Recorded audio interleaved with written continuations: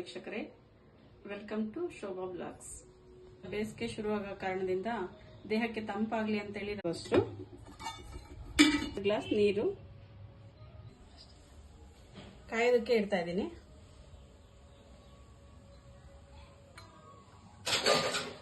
ಇದನ್ನು ಗಂಟಾಗದೆ ಇರೋ ಹಾಗೆ ಈಗ ನಿಧಾನಕ್ಕೆ ನೀರು ಹಾಕಿ ಇದು ಈ ತರ ಕಲಿಸ್ತಾ ಹೋಗ್ಬೇಕು. ಈ ತರ ಹಾಕ್ಬೇಕು.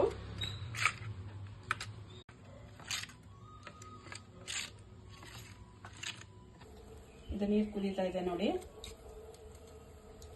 ಇವಾಗ ಇದಕ್ಕೆ ಉಪ್ಪು ಸೇರಿಸ್ಕೊಳ್ಳೋಣ.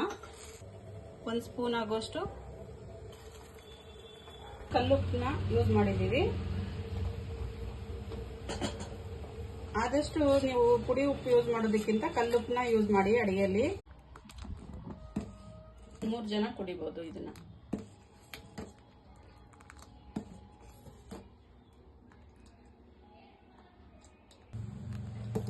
ಇದು ತಣ್ಣಗಾಗಿದೆ. ಇವಾಗ ಗಟ್ಟಿ ಮೊಸರು ಸೇರಿಸ್ತಾ ಇದ್ದೀನಿ ನೋಡಿ. ಇದು ಎಷ್ಟು ಈಸಿ ಇದೆ ಅಲ್ವಾ ಮಾಡೋದಕ್ಕೆ. ಆದಷ್ಟು ಇದನ್ನ ಬೆಳಿಗ್ಗೆ ಬ್ರೇಕ್ಫಾಸ್ಟ್ ಟೈಮಲ್ಲಿ ತಗೊಳ್ಳಿ.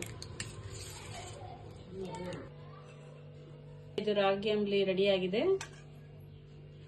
ಬೆಳಿಗ್ಗೆ ಹೊತ್ತು ಕುಡಿಯೋ ಅಭ್ಯಾಸ ಮಾಡಿ ಸೆಕ್ಷನ್ ಅಲ್ಲಿ ತಿಳಿಸಿ. ಚಾನಲ್ಗೆ ಸಪೋರ್ಟ್